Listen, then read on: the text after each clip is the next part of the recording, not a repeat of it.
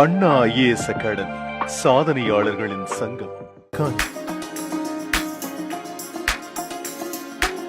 அடுத்ததாக நாம் அனைவரும் எதிர்பார்த்து காத்திருந்த அந்த தருணம், தன்னுடைய கம்பீரமான குரல் வளம், வசீகரமான பேச்சு நடை, மிக எளிதாக வந்து விழும் இலக்கிய மேற்கோள் என உலகமெங்கும் உள்ள தமிழ் மேடைகளில் இவரின் சங்க தமிழ் முழக்கம் கேட்டுக்கொண்டே இருக்கிறது. அத்தகைய பெருமைக்குரியவர் உங்களை எல்லாம் தனது வசீகர குரல் மூலம் கட்டி போட வருகிறார்.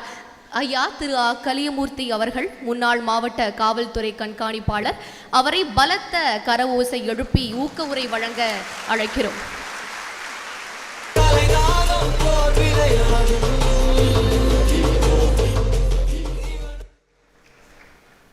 அமுதான தமிழே நீ வாழி, என் ஆவியிலே கலந்து நாவினிலே தவழும் அமுதான தமிழே நீ வாழி.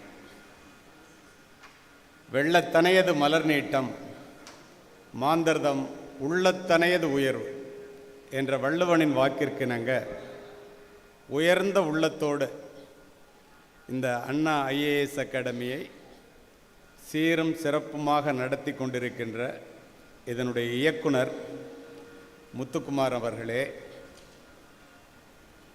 அழகு தமிழிலே அற்புதமாக என்னை அறிமுகப்படுத்தி இந்த அண்ணா ஐஏஎஸ் அகாடமியினுடைய இணை இயக்குனராக இங்கே அமர்ந்திருக்கின்ற தம்பி காமராஜ் அவர்களே, ஆன்றவிந்தடங்கிய கொள்கை சான்றோர்களாக இந்த மேடையில் அமர்ந்திருக்கின்ற பேராசிரியர், உதவி ஆய்வாளர், ஆய்வாளர் உள்ளிட்ட பெரியோர்களே, எல்லாவற்றுக்கும் மேலாக தேடி சோறு நிதந்தின்று பல சின்ன சிறு கதைகள் பேசி மனம் வாடி துன்பமிக உழன்று பிறர் வாட பல செயல்கள் செய்து நரை கூடி கிழப்பருவம் எய்தி கொடுங்கூற்றுக்கு இறையென பின் மாயும் பல வேடிக்கை மனிதரைப் போல் நான் வீழ்வேன் என்று நினைத்தாயோம்பாம் பாரதி. என்ன அர்த்தம்னா, பிறந்தோம், வளர்ந்தோம், உண்டோம், உறங்கினோம், திருமணம் செய்தோம், குழந்தைகளை பெற்றோம், வயதாகி போய்விட்டது, முடி நரைத்து விட்டது, தோல் சுருங்கி விட்டது, இறந்து போய்விட்டோம் என்று பல பேர் வாழ்ந்து கொண்டிருக்கின்ற இந்த காலகட்டத்திலே எங்களுடைய பிறப்பு ஒரு சம்பவமாக இருந்தாலும் இறப்பு ஒரு சரித்திரமாக இருக்க வேண்டும் என்று, சாதனை செய்ய வேண்டும் என்ற எண்ணத்தோடு இங்கே வந்து என்னுடைய உரையை கேட்பதற்காக அமர்ந்திருக்கின்ற ஆயிரக்கணக்கான இளைஞர்கள், இளம் பெண்கள், உங்களுக்கு என்னுடைய நெஞ்சார்ந்த நன்றியை சொல்லிக்கொள்ள விரும்புகின்றேன்.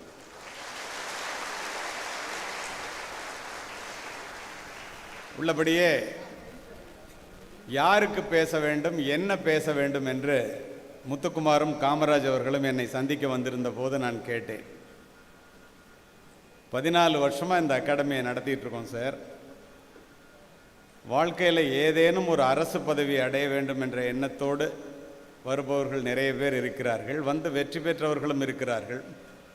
40 வயதை கடந்தும் கூட பால்காரராக வேலை பார்த்துட்டு இருந்தவர்லேருந்து ஆட்டோ டிரைவராக வேலை பார்த்துட்டு இருந்தவங்கெல்லாம் அதை விட்டுட்டு வந்து அரசு பதவி அடைஞ்சிருக்காங்க. இளைஞர்கள் நம்மால் முடியுமா என்ற கேள்விக்குறியோடு வாழ்க்கையை வாழ்ந்து கொண்டிருக்கிறார்கள். நீங்கள் வந்து பேசினால் நிச்சயமாக அவர்கள் சாதிப்பதற்குரிய வாய்ப்பு உண்டாகும் என்று நம்புகிறோம் என்று என்னை அழைத்தார்கள். அதன்படி உங்கள் முன் நிற்கின்றேன்.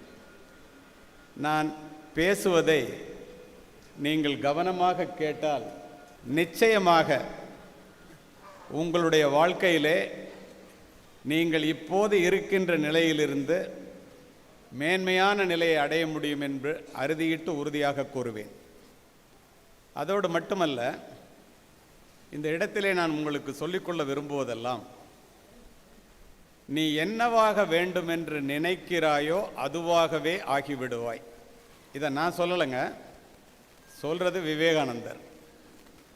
எவ் உயிர் எப்படி எண்ணின அவ் உயிர்க்கு அப்படி அளித்தருள் அருட்பெருஞ்சோதி என்கிறார் ராமலிங்க அடிகளார். ஒவ்வொரு உயிரும் தான் என்ன வேணும், தனக்கு என்ன ஆகணும்னு நினைக்குதோ அதன்படியே ஆயிடுவாங்க.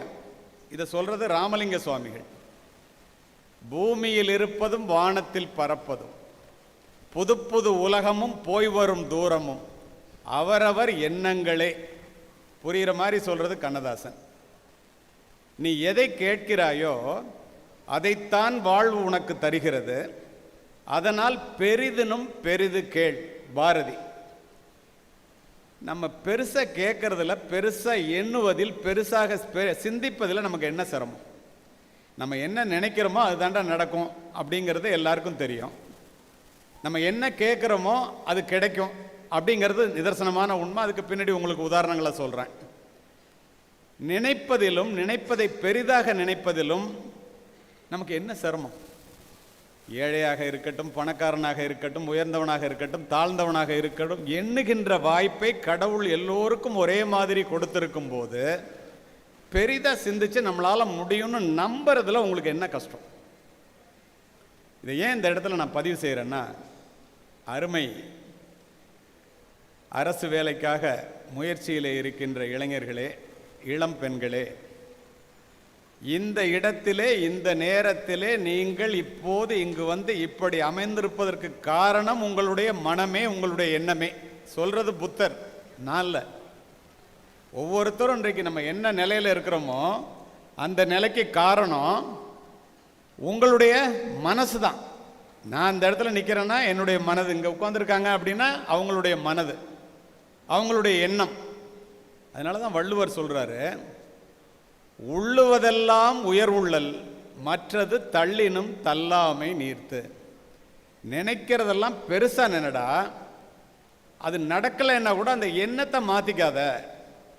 ஒரு நாள் இல்லைன்னா ஒரு நாள் நடக்கும். எப்படி?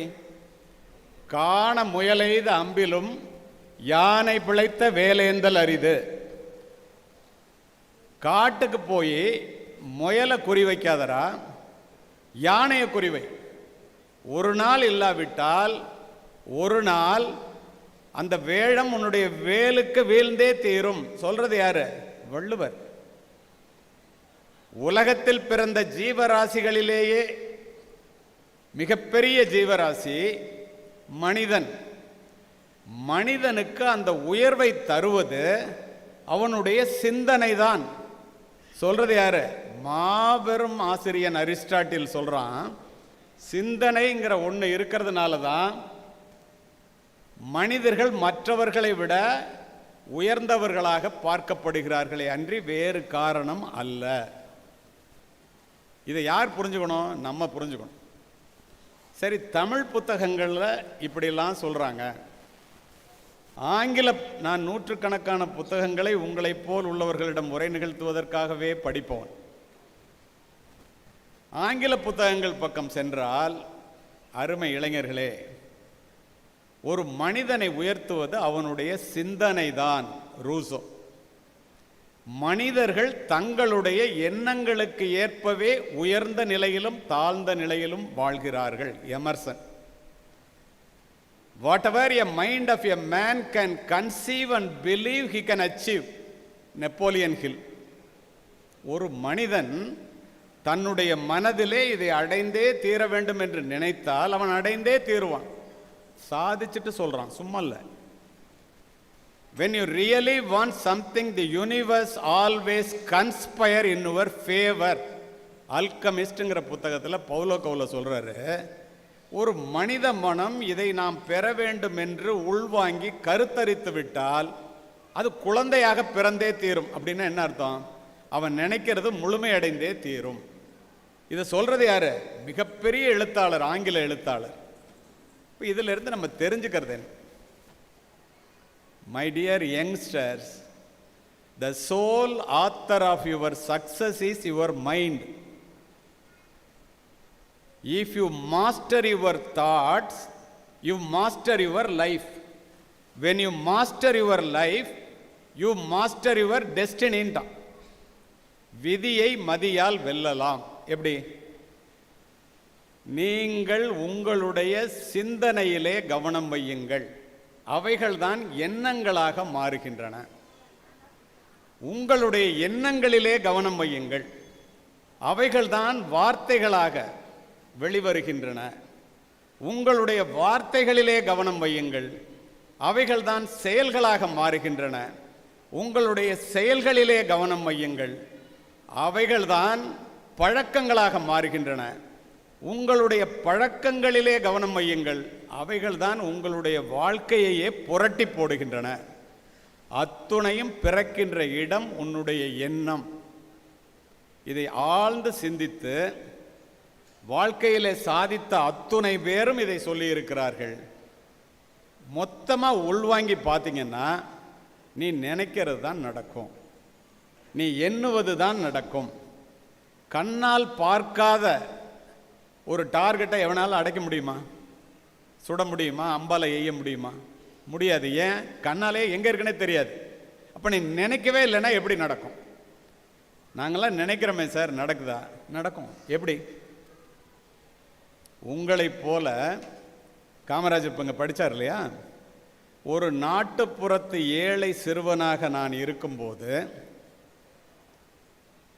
உங்களை விட வறுமையான சூழ்நிலையிலே இருக்கும்போது, கொடிது கொடிது வறுமை கொடிது அதனினும் கொடிது இளமையில் வறுமை என்று இருந்த காலகட்டத்திலே என்னுடைய 5ஆம் வகுப்பு மட்டுமே படித்த என்னுடைய தந்தை என்னை அழைத்து கொண்டு சென்ட் ஜோசப் கல்லூரியிலே சேர்ப்பதற்காக, இப்போ நீங்கள் +2 பாஸ் பண்ணுற மாதிரி அப்போ SSLC, உங்களுக்காகவே இந்த பதிவு. மார்க் 500க்கு 481 மார்க் பார்த்தோன்னா சென்ட் ஜோசப் பிரின்சிபல் அட்மிஷன் தர்றேன்ட்டார். பக்கத்தில் உட்காந்த ரெக்டர் கேட்டார், நீ எந்த ஊருன்னர். நான் சொன்னேன், நான் தஞ்சாவூர் சார். தஞ்சாவூர்லேருந்து எப்போ திருச்சியில் சென்ட் ஜோசப்பில் வந்து படிப்பேன்னு கேட்டார். இல்லை சார், நான் டெய்லி ட்ரெயினில் வந்து படிச்சிருவேன்னார். அப்படிலாம் படிக்க முடியாது, ஹாஸ்டலில் தங்கணும், அப்போ தான் நீ படிக்க முடியும், உனக்கு நல்லதுக்கு சொல்கிறேன்னு உண்மையிலே நல்ல எண்ணத்தோடு சொன்னார். ஆனால் எங்கள் அப்பா வச்சுருந்தது வெறும் 300 ரூபா பணம், ஃபீஸுக்கு மட்டும்தான் பத்தும். ஹாஸ்டலுக்கு கட்ட 30 ரூபா கிடையாது. வேண்டாப்பா, இந்த காலேஜில் நம்ம படிக்க முடியாது, மன்னர் சரபோஜி அரசினர் கல்லூரின்னு தஞ்சாவூரில் இருக்குது, 320 ரூபா என்னுடைய மார்க்குக்கு ஸ்காலர்ஷிப் கிடைக்கும், நானும் படிக்கலாம், தம்பி தங்கைகளையும் படிக்க வைக்கலாம் என்று சொல்லிவிட்டு கனவுகளோடு அந்த கல்லூரிக்கு காலெடுத்து வைத்தவன் மதிப்பெண்கள் இருந்தும் பணம் இல்லாத காரணத்தினால் கண்ணீரோடு அந்த மரங்கள் அடர்ந்த சென்ட் ஜோசப் கல்லூரி வளாகத்தை பார்த்து கொண்டு வெளியேறியவன் நான். என்னுடைய தாயிடம் வந்து சொல்லும்போது, வறுமை சிறுமை அல்ல, வறுமையை நினைத்து பயந்து விடாதே, ஒவ்வொருத்தட்டையும் ஒரு திறமை இருக்குடா, மறந்துடாதேன்னு. நான் என்ன செஞ்சேன் தெரியுமா? படித்தேன். என்ன நடந்துச்சு தெரியுமா? எந்த சென்ட் ஜோசப் கல்லூரியிலே மதிப்பெண்கள் இருந்தும் பணம் இல்லாத காரணத்தினால் என்னால் படிக்க வாய்ப்பில்லாமல் வாய்ப்பை இழந்தோனோ, அதை போல நூற்றுக்கணக்கான கல்லூரிகள் இருக்கின்ற அந்த திருச்சி மாவட்டத்திற்கே மாவட்ட கண்காணிப்பாளராக மாறி அந்த கல்லூரியிலே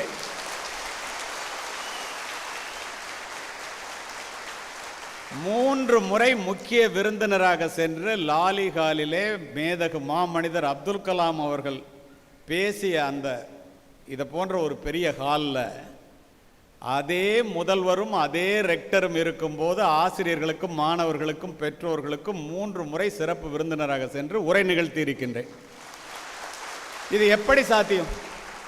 இதை சொல்வது எனக்காக அல்ல, உங்களுக்காக. இதை சாதித்தது எது? கல்வி ஒன்றுதான், படிப்பு ஒன்றுதான். இப்போ இங்கே அமர்ந்திருக்கின்ற அத்துணை பேரையும் பாருங்கள், சப் இன்ஸ்பெக்டர், இன்ஸ்பெக்டர், ப்ரொஃபஸர், நான் உட்பட, முத்துக்குமார், காமராஜர், யாரை வேணாலும் எடுத்துங்க. முதல் வரிசையில் அமர்ந்திருக்கிறவர்கள் மேடையில் இடமிருந்தும் கூட அமைதியாக கீழே அமர்ந்திருக்கின்றார் முத்துக்குமார். இவங்களாலெல்லாம் இதெல்லாம் எப்படி நடக்குது? இப்போ அரசு வேலைக்கு வரணும்னு வந்திருக்கீங்க, எப்படி நடக்குது தெரியுமா? எக்குடி பிறப்பினும் யாவரே ஆயினும் அக்குடியில் கற்றோரை மேல் வருகவென்பர். வேற்றுமை தெரிந்த நாற்பாலுள்ளும் கீழ்ப்பால் ஒருவன் கற்பின் மேல்பால் ஒருவனும் அவன்கட்படுமே. அறிவுடை ஒருவனை அரசனும் விரும்புவான். அரியாசனத்தில் இருப்பவர்களிடம் சரியாசனம் தருவது கல்வி. படிச்சிட்டீங்க, வேலை வேணும்ல? ஏன் வேலை வேணும்? பணக்கார பிள்ளைகள் மகாலட்சுமியால் பிறரை ஆளும்போது, நம்மை போன்ற ஏழை பிள்ளைகள் சரஸ்வதியால் கல்வியால் மட்டுமே பிறரை ஆள முடியும். அதற்காக உங்களுக்கு வேலை வேண்டும்,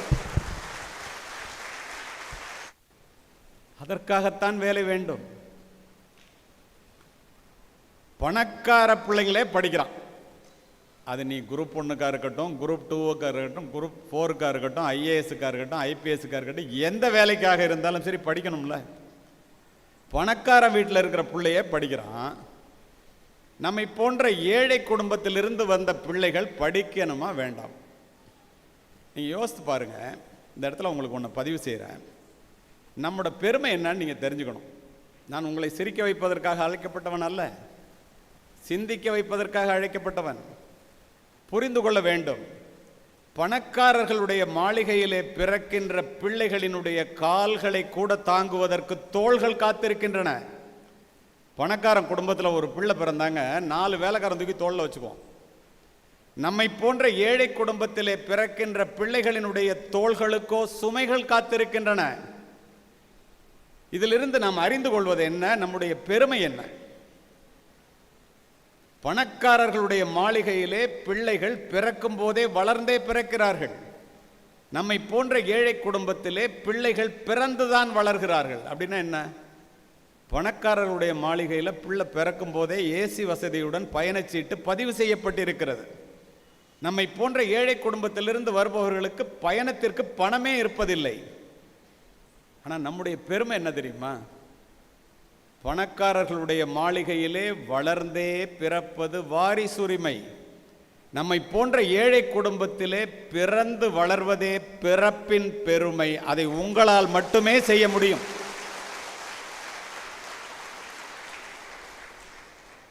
இதுக்கு தாங்க படிக்கணுங்கிறது.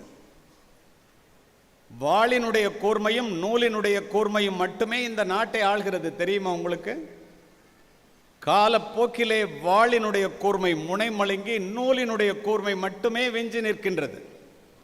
கூர்தீட்டப்படாத எதுவுமே முனை மழுங்கி போய்விடும். நம்முடைய மூளையும் அவ்வாறே.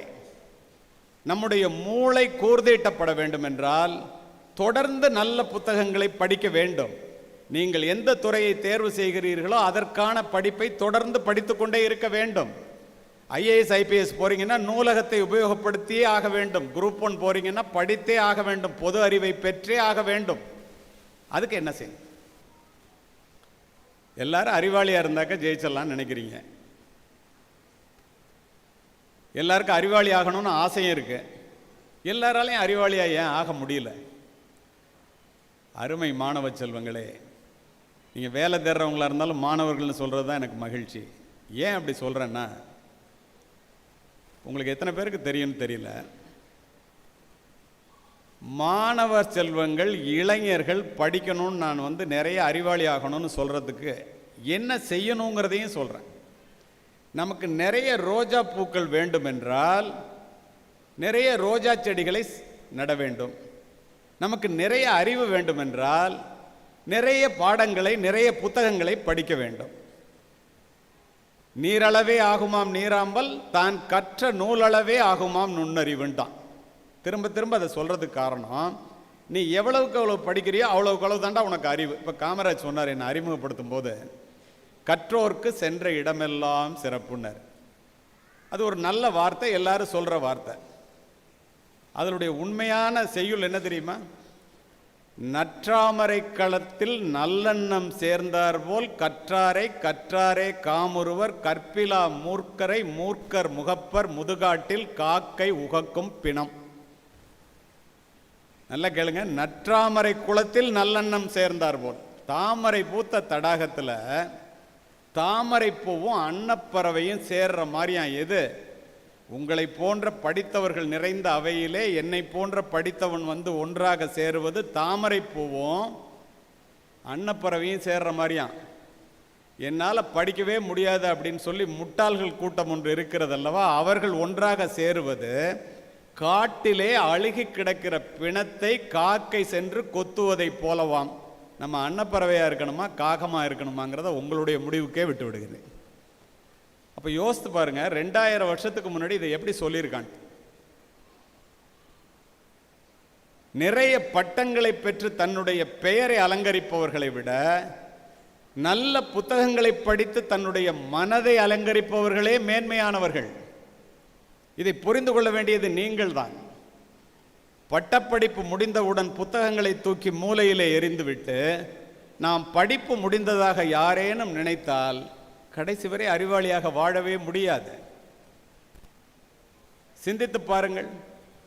நீ நூலகத்திற்கு போ, நாம் எவ்வளவு பெரிய முட்டாள்கள் என்பதை அங்குள்ள புத்தகங்கள் சொல்லும். அணுகுண்டு கூட ஒரு முறைதான் ஓசையுடன் வெடிக்கும், ஆனால் புத்தகங்கள் திறக்கும் போதெல்லாம் ஓசையின்றி வெடிக்கும். சொல்லுபவர் ஜெயகாந்தன். அது மட்டுமா? கருத்துலக பெரியவர்களின் கனமான சிந்தனைகள் புத்தகங்களிலே கொட்டி கிடக்கிறது. அந்த புத்தகங்களை நாம் படிப்பதன் மூலம் மற்றவர்களுடைய வாழ்க்கையிலே ஏற்பட்ட தடைகளையும் அவர்கள் அதை கடந்த விதங்களையும் ஒரே மணி நேரத்திலே ஒருவருடைய வாழ்க்கையை புரிந்து கொள்ள முடியும். அதனால்தான் நீ வேலைக்கு போகிறதா இருந்தாலும் சரி, சாதாரணமாக இருந்தாலும் சரி, படிக்காமல் இருப்பதை விட பிறக்காமல் இருப்பதே மேல் என்று பதிவு செய்தான் பேரறிஞன் பிளேட்டோ. இந்த உலகையே மாற்றக்கூடிய ஒரு ஆயுதம் உண்டு, அந்த ஆயுதத்தினுடைய பெயர் கல்வி என்று பதிவு செய்தவர் நெல்சன் மண்டேலா. பெற்ற பிள்ளை கைவிட்டாலும் கற்ற கல்வி கைவிடாது சொன்னவர் மகாத்மா காந்தி. ஏன் இதை உங்கள்கிட்ட சொல்கிறேன்? நீங்கள் படிச்சுட்டு அந்த படிப்பினுடைய முழுமை பெற வேண்டும் என்றால் ஒரு வேலைக்கு போயே ஆகணும். இல்லைன்னா படித்ததில் பிரயோஜனம் இல்லையே. ஏன் வேலைக்கு போகணும்? படிச்சுட்டு வேலைக்கு போடாமல் இருக்கணும், படிக்காமல் இருக்கிறவனும் ஒன்று தானே. யோசித்து பாருங்க. கல்வி இல்லாமையே, வேலை இல்லாமையே அனைத்து துன்பங்களுக்கும் ஆணிவேர். எப்படி? கல்வி இல்லாததால் அறிவை இழந்தோம். கல்வி இருக்கு, படிச்சிட்டீங்க, வந்துட்டீங்க. அந்த அறிவை உபயோகப்படுத்தாதனால் வேலை இழந்தோம். வேலை கிடைக்காததனால் சொத்தை இழந்தோம். சொத்து இல்லாததால் ஏழைகளானோம். நீங்கள் என்ன நினைக்கிறீங்கன்னா, இந்த காஞ்சிபுரத்தை சுற்றி பக்கத்தில் எங்கேயாவது ஒரு இடத்துல ஒரு 10,000 ரூபா சம்பளத்துக்கு ஒரு வேலை கிடச்சிருச்சுன்னா வாழ்க்கை முடிஞ்சு போச்சு. இறையன்பு சார் நாங்கள்லாம் பேசும்போது சொல்லுவோம் 1 to 5. அது என்ன 1 to 5ன்னா, ஒரு கல்யாணம் பண்ணிக்க வேண்டியது, 2 குழந்தைகளை பெற்றெடுத்து கொள்ள வேண்டியது, ஒரு 3 பெட்ரூம் உள்ள ஒரு ஃப்ளாட்டை இஎம்ஐயில் வாங்கிக்க வேண்டியது பேங்க் லோனில், ஒரு 4 வீலர் காரு அதுவும் பேங்க் லோனில் வாங்கிக்க வேண்டியது, ஒரு 5 டிஜிட்டில் 10,000 ரூபாயில் ஒரு சம்பளம் வாங்கிக்க வேண்டியது. வாழ்க்கை பூரா இஎம்ஐ கட்டியே செத்து போகுது. நிறைய பேரினுடைய வாழ்க்கை இப்படித்தான் முடிகிறது. ஆனால் ஒரு அரசு பதவியை நீங்கள் பெற்றுவிட்டால், இப்போ நான் ஒரு அரசு பதவியை பெற்றுட்டேன். இப்போ உள்ள சூழ்நிலைகள் மாறும் என்ற நம்பிக்கையோடு இதை நான் சொல்கிறேன். நான் இப்போ ரிட்டையர்ட் ஆகிட்டேன். 2 விஷயத்தை அந்த இடத்துல சொல்கிறேன். நான் இப்போ ரிட்டையர்ட் ஆனதுக்கப்புறம் ஒரு அரசு பதவியில் இருந்ததுனால எனக்கு என்ன பென்ஷன் இருக்கும்? யாராவது ஒருத்தர் சொல்லுங்களேன். ரிட்டையர்ட் ஆகி போயாச்சு. ரிட்டையர்ட் ஆனதுக்கப்புறம் எனக்கு என்ன பென்ஷன் வரும்?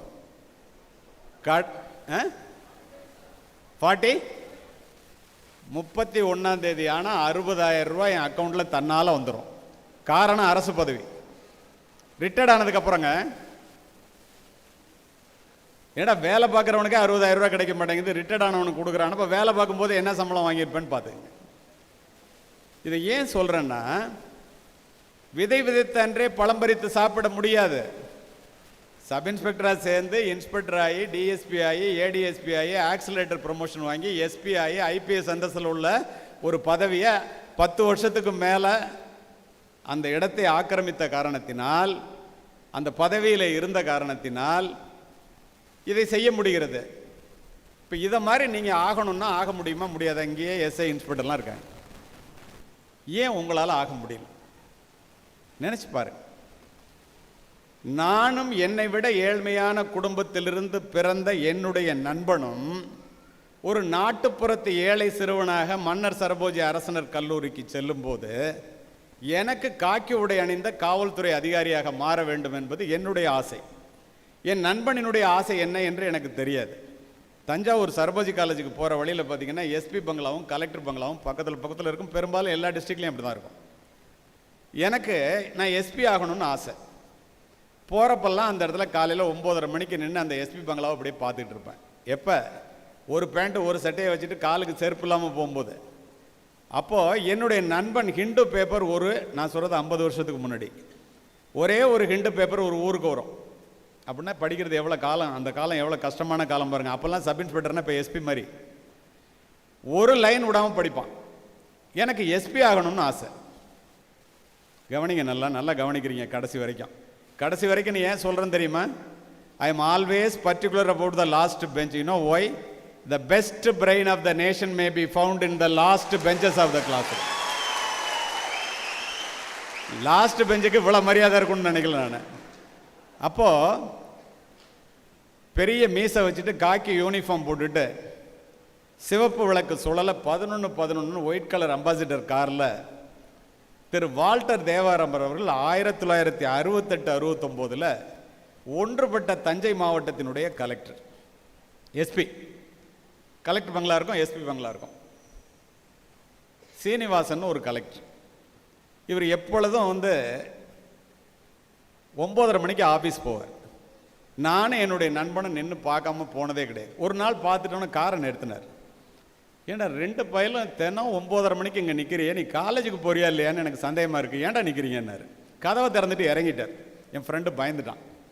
நான் உடனே சொன்னேன், சார் உங்களை மாதிரி ஆகணும்னா என்ன சார் பண்ணணும்? இதெல்லாம் நீங்கள் தெரிஞ்சுக்கிறதுக்கு தான் என்னை அழைச்சிட்டு வந்து முத்துக்குமார் பேச வைக்கிறாரு. உடனே என்ன மாதிரி ஆகணுமா? பரவாயில்லையே, பெருசாக திங்க் பண்ணுறியே. சொன்ன வார்த்தையை பாருங்கள், பெருசாக திங்க் பண்ணுறியே அப்படின்னு சொல்லிவிட்டு, நீ போய் என்சிசியில் சேர், நீ போய் ரைஃபிள் கிளப்பில் சேர். இப்போ காமராஜ் அறிமுகப்படுத்தும் போது சொன்னார்ல, 3 முறை தங்கப்பதக்கம் அகில இந்திய அளவில் நீங்கள் கைத்தட்டினீங்கல்ல, அதுக்கு காரணம் நான் இல்லை, அவர் போட்ட பிச்சை. அவர் சொன்னதெல்லாம் செஞ்சேன், ஒழுங்காக படித்தேன், மற்ற நேரத்தெல்லாம் மைதானத்திலே செலவு பண்ணேன். என்னுடைய நண்பன் கல்லூரி நேரம் போக மீதி நேரம் முழுமையும் நூலகத்திலே உட்காந்து. 2 பேரும் போலீஸ் ஆஃபீஸர் செலெக்ஷனுக்கு போகிறோம். Service commission selection first batch, ரொம்ப டஃப்பு, ட்ரைனிங்கும் டஃப். அப்போ எனக்கு கிடச்சிருச்சு, அவனுக்கு கிடைக்கல. அவன் கொஞ்சம் கூட கவலைப்படல. நான் பயிற்சி முடித்து பல இடங்களிலே பணிபுரிந்து உடனடியாக சிறப்பு பதவி உயர்வெல்லாம் பெற்று எந்த எஸ்பி பங்களாவை பார்த்து கொண்டு ஒரு நாட்டுப்புறத்து ஏழை சிறுவனாக நான் கல்லூரிக்கு சென்றேனோ, அதே எஸ்பி பங்களாவிலே காவல்துறை அணிவகுப்பு மரியாதையை ஏற்று என்னுடைய ஏழை தாயுடன் மாவட்ட கண்காணிப்பாளராக குடிபுகுந்தவன் நான். இதை எனக்காக சொல்லலை, இனிமேல் தான் உங்களுக்கு கிளைமேக்ஸு. பதவியேற்று முடித்து விட்டு மரியாதை நிமித்தமாக மாவட்ட கலெக்டரை பார்ப்பதற்காக மாவட்ட ஆட்சியர் அலுவலகத்திற்கு சென்றேன். நூலகத்திலேயே அதிக நேரம் படித்த என்னுடைய நண்பன் மாவட்ட கலெக்டராக என்னை வரவேற்றான்.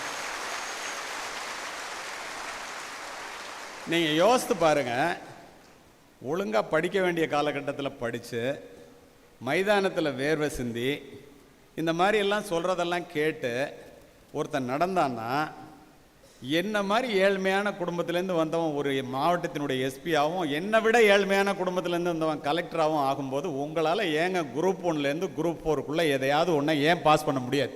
யோசித்து பாரு, எங்கே தப்பு பண்ணுறோம்? இதை சிந்திக்க வேண்டியது நீங்கள் தான். இப்போ நான் உங்களை படிங்கன்னு சொல்கிறதுக்கு என்ன காரணம்? Leaders are readers and readers R leaders. Today a reader, tomorrow a leader. You can take it from me. படிப்பு என்ன பண்ணும் தெரியுமா? வேலைக்காக நீங்கள் படிக்கிற படிப்பே சொல்கிறேன். பிக்காசோவினுடைய ஓவியத்தை விட, பீத்தோவனினுடைய இசையை விட, ஹியூகோவினுடைய ஒரு வாக்கியம், கதையினுடைய ஒரு கடைச்சொல், கம்பனினுடைய ஒரு செய்யுள், பாரதியினுடைய ஒரு பாட்டு, கண்ணதாசனினுடைய ஒரு வரி, என்னை போன்றவர்களுடைய ஒரு உரை உங்களுடைய வாழ்க்கையையே புரட்டி போட்டுவிடும். அதற்காகத்தான் படியுங்கள் என்று சொல்லுங்கள். A question was asked, what is the biggest regret in your life was? The talk-show superstar Larry King replied, I should have been better rooted through the great books in my early days. நான் என்ன அர்த்தம்னா, எந்த சப்ஜெக்டை கொடுத்தாலும் கையில் ஒரு பிட்டு paper இல்லாமல் மணிக்கணக்காக பேசக்கூடிய ஒரு மிகப்பெரிய அறிவாளின்னு ஒத்துக்கொள்ளப்பட்ட லேரி கிங்னு ஒருத்தன். அவன்கிட்ட போய் சொல்கிறாங்க, நீ சின்ன வயசில் செஞ்ச தப்பு என்னடா? நான் நிறைய பண்ணணும்னு நினச்சேன், நிறைய படிக்கணும்னு நினச்சேன், புத்தகங்கள் கொட்டி கிடந்துச்சு, படிக்காமல் விட்டுட்டேன், அதான் நான் செஞ்ச தப்பு. யார் சொல்கிறா? உலகத்திலேயே புத்திசாலியாக இருக்கிறவன் சொல்கிறான் நான் படித்தது பத்தாதரான். சமீபத்தில் 2 மாதத்துக்கு முன்னாடி ஹூஸ்டன் அமெரிக்காவில், நியூயார்க்கில் 2 இடத்துலையும் பேசினேன். நியூயார்க்கில் பிரிமேண்ட் அப்படிங்கிற ஒரு இடத்துல பப்ளிக் ஸ்கூல்னு ஒன்று இருக்குது. அந்த பப்ளிக் ஸ்கூலில் என்னை பேசுகிறதுக்காக அழைச்சிருந்தாங்க. இப்படி உள்ளே போய் நுழைஞ்சேன். இப்போ அழைச்சிட்டு வந்த மாதிரி இதில் மேலே ஏறி வந்த மாதிரி அதில் மேலே ஏறி உள்ளே போகிறேன். ஒரு பெரிய ஆர்ச், உங்களுக்காகவே சொல்கிறேன். அந்த ஆர்ச்சில் அப்படி மேலே நிமிர்ந்து பார்த்தா, what we have learned so far is like a handful of earth and what we have yet to learn is like the whole world அப்படின்னு போட்டுருந்துச்சு. படிச்சுட்டே உள்ளே போயிட்டேன். எங்கேயோ பொறி தட்டுற மாதிரி இருக்கே, என்னடா இது, எங்கேயோ கேள்விப்பட்ட மாதிரி இருக்கேன்னு 2 ஸ்டெப்பு பின்னாடி வந்து திரும்ப படித்தா, கற்றது கைமண் அளவு கல்லாதது உலகளவு என்று 1000 ஆண்டுகளுக்கு முன் ஔவையார் சொன்னதை தமிழிலும் ஆங்கிலத்திலும் what you have learn so far is like a handful of earth and what you have yet to learn is like the whole world என்று இந்த தமிழ் மொழியை, நம்முடைய அறிவை அமெரிக்கர்கள் எழுதி போட்டு அவர்கள் பிள்ளைகளுக்கு அதை உதாரணமாக காண்பித்துக் கொண்டிருக்கிறார்கள் என்றால் நம்ம படிக்கணுமா இல்லை? நினைச்சு பாரு. இப்போ நான் உங்கள்கிட்ட சொல்கிறபடி மிகப்பெரிய அறிவாளிகள் கூட படித்தது பத்தலைங்கிறான். என்னுடைய வாழ்க்கையிலிருந்தே ஒரு அனுபவத்தை சொல்கிறேன். இப்போது எல்லாரையும் நான் படிங்கன்னு சொல்கிறேன். உங்களுடைய குரூப் 4க்காக படி, குரூப் 2க்காக படி, குரூப் 1க்காக படி, இல்லை சப் இன்ஸ்பெக்டராக போகிறதுக்காக படி, இல்லை IAS IPS போகிறதுக்காக படி. என்னமோ தெரில, இந்த 1 மாதத்தில் IAS IPS அகாடமியாக நான் பேசிகிட்டு இருக்கேன். இதை படின்னு சொன்னால் படிக்கிறது சிரமந்தான். ஏன் சிரமம்னு சொல்கிறது தெரியுமா? அதை எப்படி சொல்லியிருக்கான்னு கேளுங்க. நெல்லிக்காயை முதல்ல கடிக்க சொன்னால் துவர்ப்பாக தான் இருக்கும், திரும்ப தண்ணியை குடித்தா இனிக்கும். அது இலக்கியத்தில் எப்படி சொல்லியிருக்கான்னு தெரியுமா? தொடங்குங்கால் துன்பமாய் இன்பம் பயக்கும் மடம் கொன்று அறிவை அகற்றும் விசாலப்படுத்தும் கல்வி நெடுங்காமம் முற்பயக்கும் சின்னீர் இன்பத்தின் முற்றிலாய் பிற்பயக்கும் பீழை பெரிதுன்னா என்ன அர்த்தம்னா, படின்னு எல்லாரும் சொல்லும்போது முத்துக்குமார் சொன்னாலும் காமராஜ் சொன்னாலும் கஷ்டமாக தான் இருக்கும். ஆரம்பத்தில் கஷ்டமாக இருக்கும், வேலை கிடைச்சிருச்சுன்னா வாழ்க்கை பூரா இன்பமாக இருக்கும். சிற்றின்ப செயல்கள் எப்போ பார்த்தாலும் செல்லை நோண்டிகிட்டே இருந்தால் ஜாலியாக தான் இருக்கும், வாழ்க்கை பூரா இன்பத்தை கொடுக்கும் அப்படின்னு நீங்கள் நினைப்பீங்க. வாழ்க்கை பூரா துன்பத்தை கொடுக்கும். படித்தா வாழ்க்கை பூரா இன்பம், செல்லை நோண்டிகிட்டே இருந்தால் வாழ்க்கை பூரா துன்பம். நீ வாழ்க்கை பூரா இன்பமாக இருக்கணுமா துன்பமாக இருக்கணுமான்னு முடிவு பண்ணிக்க, அவ்வளோதான். இப்போ அதுக்கு நம்ம படிக்கணும்னு சொல்கிறோம். இப்போ நான் 35 ஆண்டுகள் காவல்துறையிலே பணிபுரிந்து மரியாதையோடு காவல்துறையிலிருந்து பணி நிறைவு பெற்ற பிறகு, ஏன் மரியாதையோடுன்னு சொல்கிறேன் தெரியுமா? ரிட்டையர்ட் ஆகும்போது டிஜிபிக்கு தான் வந்து பாசிங் அவுட் பரேடு கொடுப்பாங்க, செரிமோனியல் பரேடு கொடுத்து அனுப்புவாங்க. மாவட்ட கண்காணிப்பாளராகிய ஒரே ஒருவன் அந்த பாசிங் அவுட் பரேடு, அந்த செரிமோனியல் பரேடை பெற்று வெளியில் வந்தது நான் மட்டும்தான் தமிழ்நாட்டில். இதை எனக்காக சொல்லலை, நல்லபடியாக வெளியில் வந்ததுனால தான் ஆயிரக்கணக்கான மேடைகளிலே தலை நிமிர்ந்து பேச முடிகிறது என்னால். நீ வேலைக்கு போனதுக்கு அப்புறமும் நியாயமாக இருக்கணும். சமீபத்தில் IAS IPS பாஸ் பண்ணவங்களுக்கு சங்கர் IAS அகாடமியும் கிங் மேக்கர்ஸ் IAS அகாடமியும் ஹிண்டு பேப்பரோட சேர்ந்து ஒரு விழா ஏற்பாடு பண்ணியிருந்தாங்க. அதில் எல்லாம் கலெக்டர் எஸ்பியாக செலெக்ஷன் ஆனவங்க. நான் கேட்டேன், ஏயா கலெக்டர் எஸ்பியாக செலெக்ஷன் ஆனவங்களுக்கு என்ன எதுக்கே பேச கூப்பிட்றீங்க? செலெக்ஷன் ஆக போகிறவங்களுக்கு பேச கூப்பிட்டா நல்லாயிருக்கும். அப்படி இல்லை சார், எல்லார்ட்டையும் கேட்டேன், உங்களை தான் கேட்டாங்க. ஏன்னா நல்ல எஸ்பியாக நல்ல கலெக்டராக எப்படி வேலை பார்க்கணுங்கிறதுக்காக உங்களை கூப்பிட்றாங்க சார்னு. இப்போ இதில் வேலை பார்த்தவங்களும் இருக்கிறீங்க, வேலை பார்த்துட்டு இங்கே மேடையில் வந்து பரிசு வாங்க வந்திருக்கிறவங்களும் இருக்கிறீங்கன்னு எனக்கு தெரியுது. தயவு செய்து நீங்கள் பார்க்குற வேலையில் நல்ல மனிதராக இருந்து வேலை பார்க்க கற்றுக்கொள்ளுங்கள். அதுதான் கடைசி வரைக்கும் உங்களுக்கு நிலைக்கும். இந்த டிஜிட்டல் வேலை இப்படிங்கிறதுக்குள்ள தவறுகள் வந்து ஒயில்டு ஃபயரை விட அதிகமாக வேகமாக பரவும். அப்படி இருக்கிற காலகட்டத்தில் நான் ரிட்டையர்ட் ஆனதுக்கு பிறகு இந்த சமுதாயத்துக்கு எதன்னு செய்யணுமேன்னு நினச்சேன். எல்லாத்துக்கும் அடிப்படை ரீடிங்காக இருக்குது, அதுக்காக சொல்கிறேன். சரி, நம்ம எதை கொடுக்க முடியும்? இப்போ கனடாவில் உள்ள டொரண்டோ யூனிவர்சிட்டி, அமெரிக்காவில் நியூயார்க்கில் உள்ள ஹார்வர்டு யூனிவர்சிட்டி, லண்டனில் உள்ள சோயஸ் யூனிவர்சிட்டி, இதில் எல்லாம் தமிழ் சேர் வந்துருச்சு. உலகத்தில் உள்ள மற்ற உலக நாட்டவர்கள் தமிழ் மொழியை படிக்கலாம்.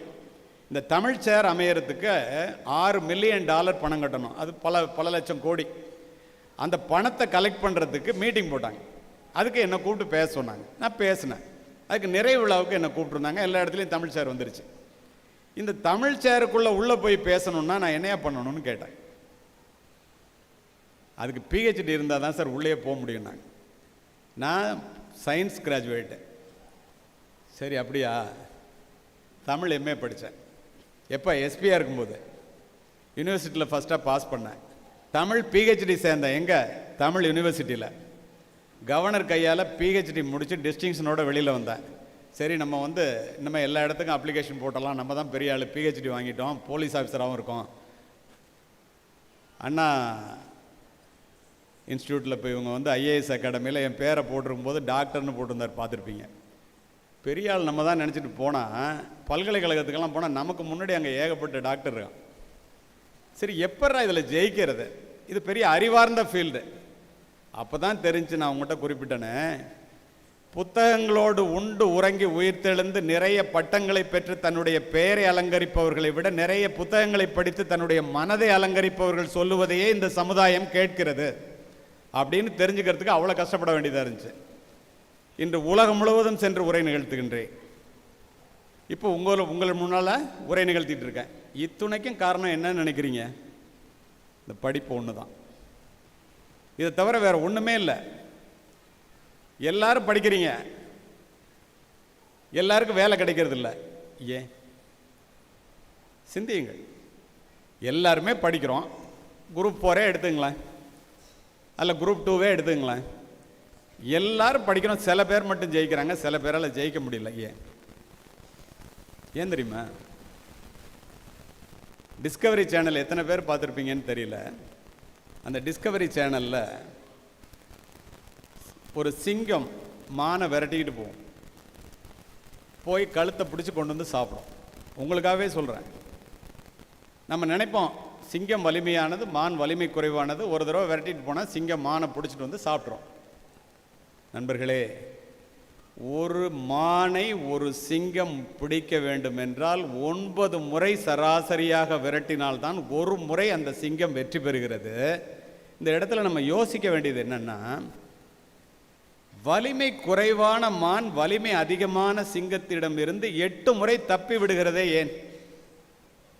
ஏன் தெரியுமா? சிங்கம் ஓடுவது உணவுக்காக, மான் ஓடுவது உயிருக்காக.